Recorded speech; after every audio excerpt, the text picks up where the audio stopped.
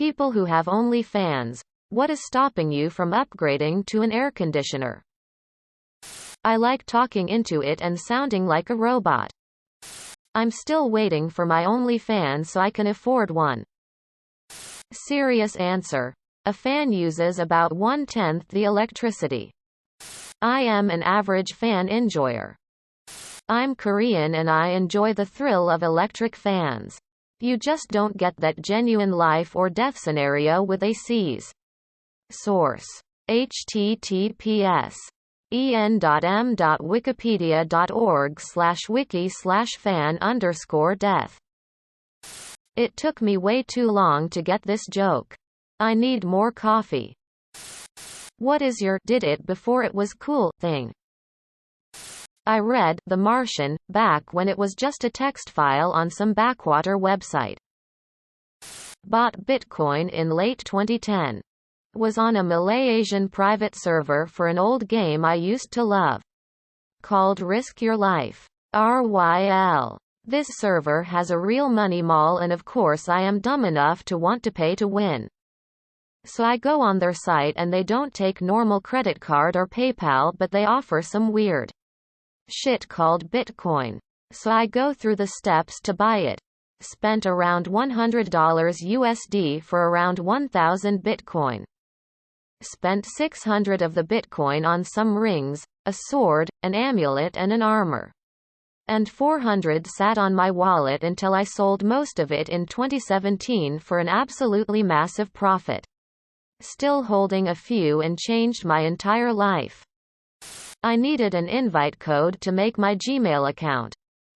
When I was a young kid, my dad brought home a Fairchild gaming system. And I got addicted to playing video games like Pong and Breakout on my home television. This would have been 1976. Saw 9-inch nails in a tiny club. Storage unit auctions. Before 2010 when the Storage Wars show first started, you could find auctions with a few bidders. Mainly pawnshop guys. But find smaller ones on the cheap for furniture. Especially during my cheap college years. Show up. Place a bid for $20. Get a couple end tables. Bed and chair. Thanks to that show, everyone thinks they'll hit the jackpot. As if people who default on their units all leave behind 1940s memorabilia or something. Bids skyrocketed beyond comprehension on or around 2011. It just hasn't been worth it since then. Most the stuff is junk. People. The TV shows are fixed and edited. It's not worth it thinking something is always hidden. People with valuables many times put that in a safety deposit box. Not a storage shed unit. I feel bad for the college kids who not only can't get decent apartment rent levels, but also can't get furniture on the cheap from storage sheds like I used to. Simply because of the false expectations from a fixed TV show. Chauffeurs who drive around rich people. What are some of the weird, shocking conversations you have overheard? About 25 years ago I had a summer job at a very tony country club. 6-figure joining fee. 5-figure continuing membership dues. And that got you nothing but the privilege of paying top dollar for rounds, food, etc. I was a porter some of the time, as we had cottages on club grounds for members to stay and make a weekend of it. One of my duties was driving members to and from airports, usually private airports for private jets. One time I'm driving 2 guys to the airport, and one of them starts complaining. Seems he and his wife are always fighting over who gets the jet every weekend. And where they want to go. Well, the other one replied, "My 3rd jet is actually just gathering dust right now. Since my son went to college. Wanna take it off my hands?" They shook on it right there in the van. I've had multiple people pay me handsomely to let them smoke weed in the car. Heard a French guy yelling at his wife that $10,000 was too much to pay for 2 bracelets that she bought. Also overheard a lot business deals with absurd amount of money referenced. Like tens of millions. Not sure if I qualify. But I did drive Uber Black for a while in NYC. Had a few interesting situations. One time I was driving a young woman and right before the destination she screamed for me to pull over. When I asked her what was wrong, she pointed to the couple that was kissing in front of the building. Apparently the man was her fiancé. She didn't get out. She didn't cry. But she did ask if I could take her back to where I picked her up. I'll never forget her face. It was the saddest face I have ever seen in person. Another time I was picking up a group of guys outside a club early in the morning. And as the first guy stumbled in, a Glock fell out of his coat pocket. We just locked eyes and I said, "Hope that's not for me, haha."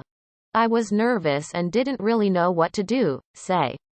Probably my favorite was picking up two college-aged girls from what I can only assume was a party.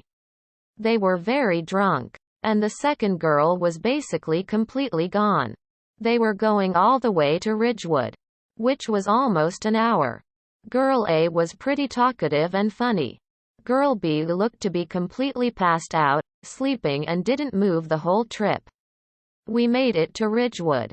And girl B sits up suddenly. Looks around. Opens the door. And vomits everywhere. She seemed fine after that.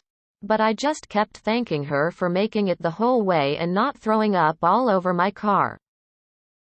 Drove LIMO at Marquette University during undergrad and grad school. Some of the students that went there were obscenely wealthy. Limos are the vans that drive drunk students anywhere on campus and a few blocks outside of campus. Couple things I remember randomly from it. 1.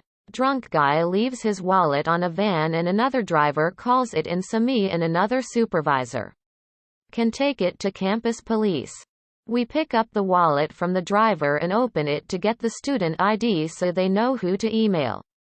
There had to be a few grand in there, and when we called the kid to tell him about it, he told us we could just keep it because it was too far from his dorm to bother picking up. K2. I picked up a couple girls from Ohio and they spent the entire ride talking about how it was ridiculous that one of the girls' parents planned on making her pay for her own apartment after graduation, and there was nothing even livable under $2,000 a month. The school is in Milwaukee, Wisconsin. 3. Mardi Gras is the name of a campus ministry trip where you use your spring break to build houses and drink in somewhere that doesn't get snow in April. One of the people on my van was getting a free night of drinks from his buddies because he paid for everyone's trips. I think it was like $1,500 per person IIRC. 4. Rich kids are rich, but foreign rich kids are usually on a different level. Was talking to a guy from Spain who said his dad did something with movies over there. IDK. He had an actual Rolex on and ended the conversation with, "So anyways, do you know where to find any meth?" Quote. 5. It is a free service and a frat star tried to pay me for the ride with a Ziploc baggie of cocaine. I said no and he called me a legend and left a $20 in the cup holder before I realized it. Not a driver. But I used to caddy at a fairly exclusive country club in Massachusetts. It's the kind of place where, no matter how rich you are, you can't buy a membership. You're either born into it or you marry a member. As a result, a lot of the members like to show off their influence by inviting guests who would otherwise be unable to play at the club.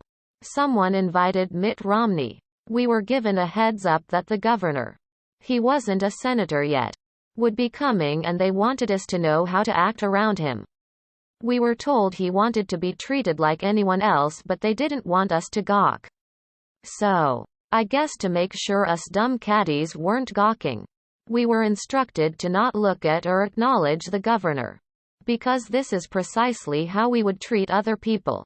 I did get to shake his hand and chat a little bit. He was friendly, personable, way nicer than a lot of the members.